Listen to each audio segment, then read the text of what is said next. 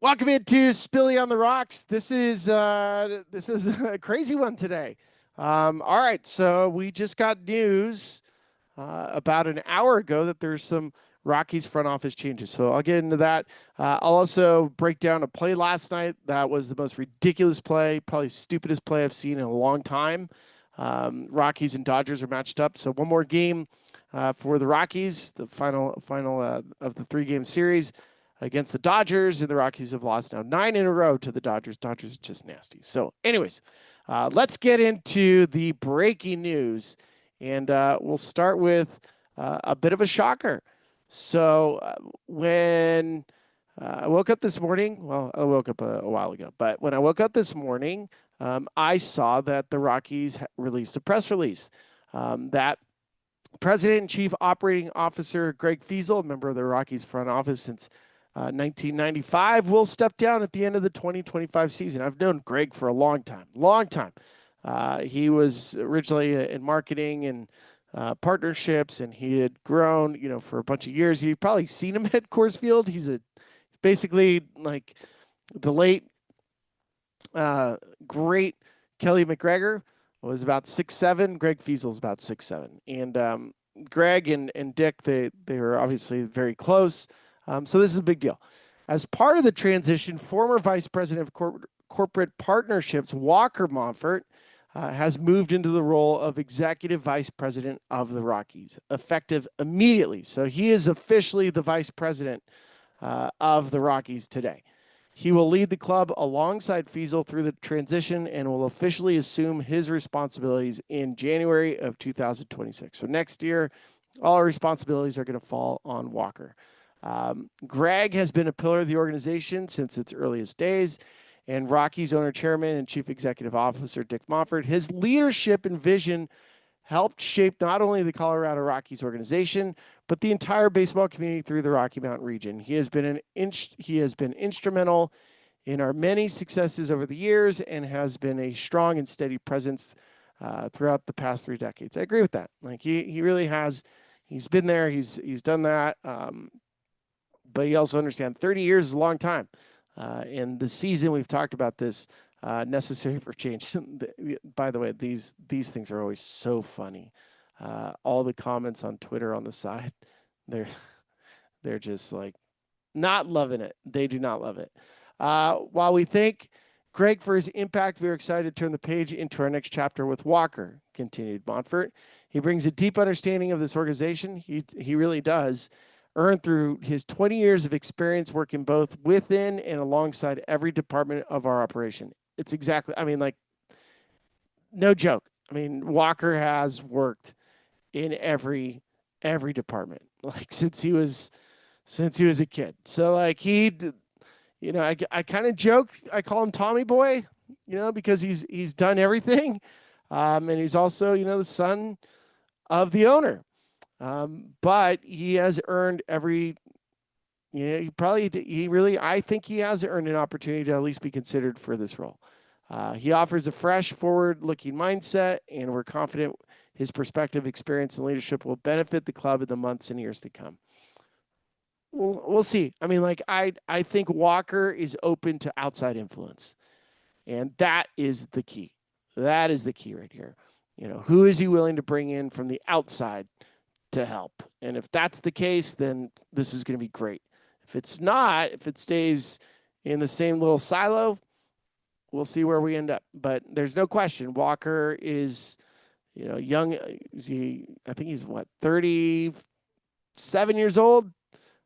Married with some kids. He's young and he's thinking forward.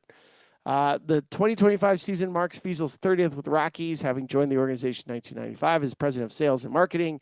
He was promoted to executive vice president, chief operating officer in 2010, and club president in April 2021. That was the period after losing Kelly McGregor that we didn't have anybody in that role. So that became the vice president role shared by Greg and Dick. So that's that. I mean, going back to Kelly McGregor, McGregor as president was that true kind of demarcation line. And we still haven't seen that official role completely taken over by one person.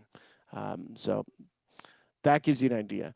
Fiesel's successes span across nearly every facet of the organization, including playing a key role in securing the 1998 and 2021 MLB All-Star Games and the 2016 NHL Stadium Series, as well as a dozen standalone concerts at Coors Field. Fiesel's leadership helped guide the Rockies to partnerships with MLB Media in 2023, and he has maintained and built relationships with longstanding partners such as Coca-Cola, Molson Coors throughout his career.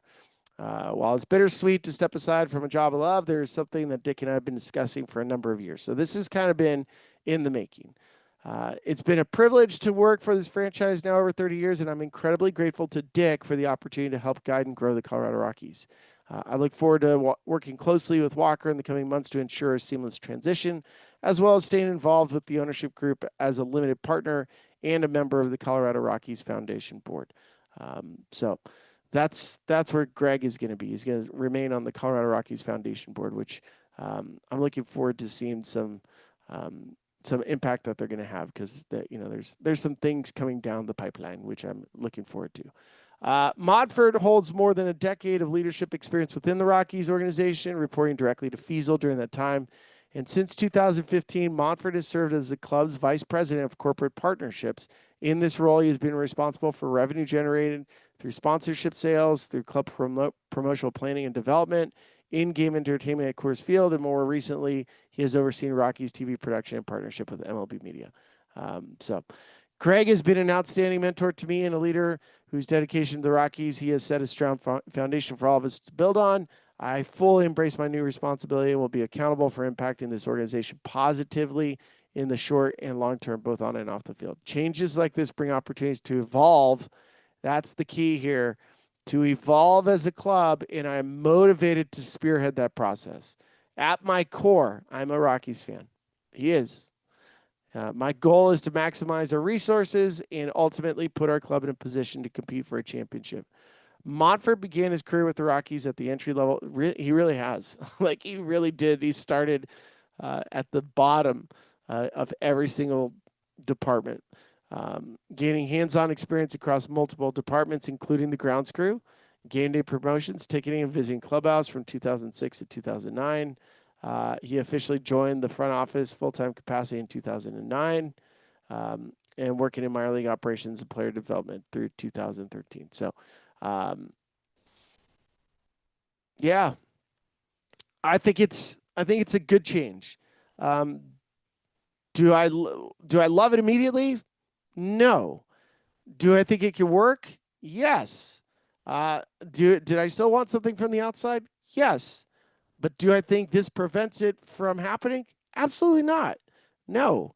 So I have great confidence in Walker Montfort. I really do. I think he has a chance to be a good leader, a good executive leader. I've seen how he treats people.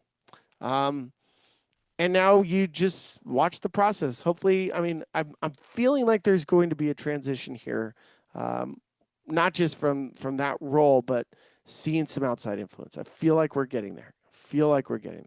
All right, let's break down last night's stupid play. So Chase Dollander was having his best start, and it happened in the 6th inning. So you could see so I was sitting I sit in the camera well when I do my job. And it was like 4 minutes at the start of this at bat. And you can see this at bat, it's 3-2 count. It ended up taking quite some time.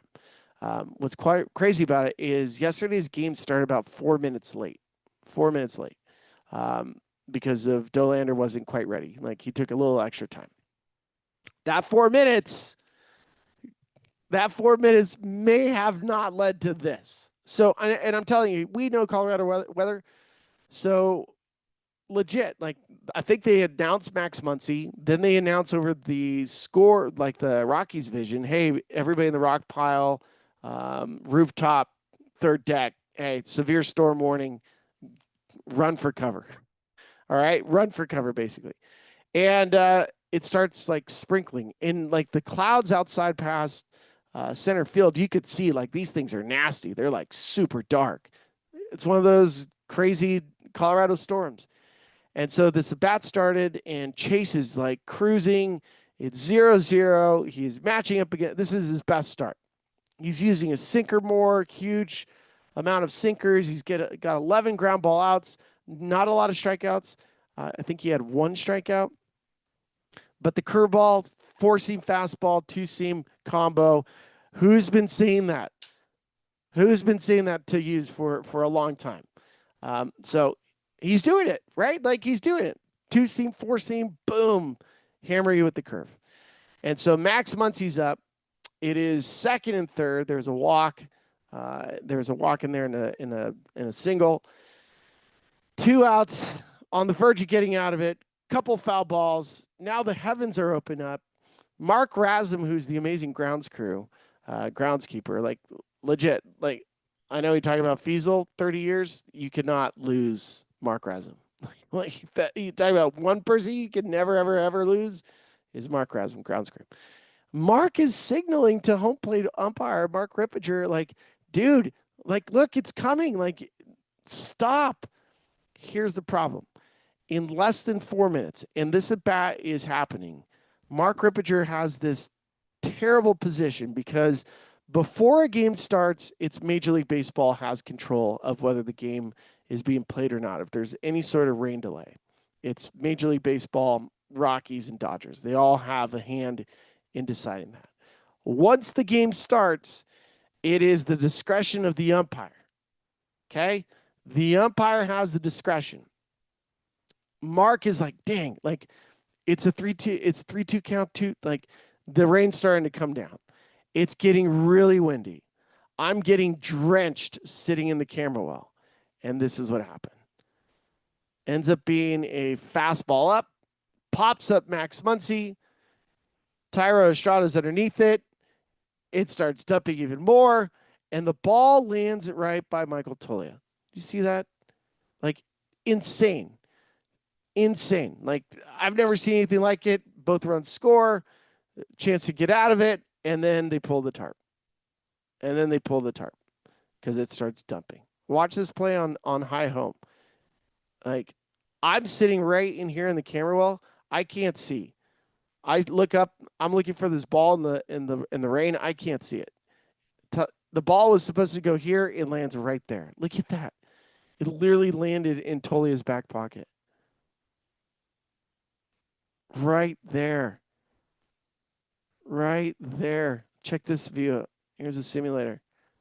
Pop up, loses it because it gets out of Hawkeye. It's too high. And then you'll see it come back right by Tolia. And Thairo thought he was going to get it. Brutal. And like that ended up swinging the game. Nothing really he could do other than Mark Rippinger should have called it, but it would have been mid at bat.